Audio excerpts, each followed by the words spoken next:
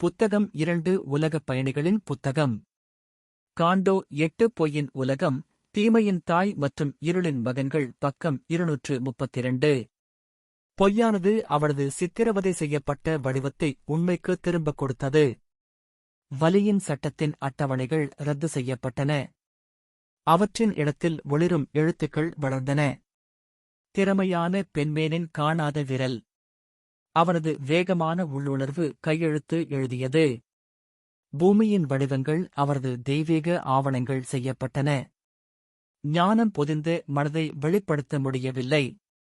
மனச்சாட்சியின்மை உலகின் குரலற்ற மார்பகத்திலிருந்து துரத்தப்பட்டது. பகுத்தறிவு சிந்தனையின் நிலையான திட்டங்கள் உருமாற்றம் செய்யப்பட்டன. செயலற்ற விஷயங்களில் விழிப்புணர்வைத் தூண்டி அவர் இருண்ட அணு மற்றும் ஊமை வெகுஜனத்தின் மீது திணித்தார்.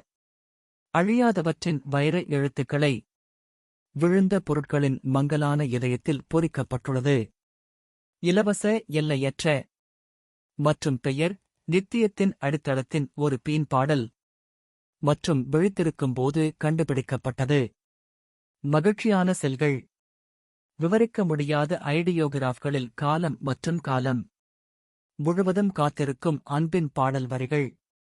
பேரின்ப புத்தகத்தின் மாய தொகுதி மற்றும் சூப்பர் மனசாட்சியின் செய்தி.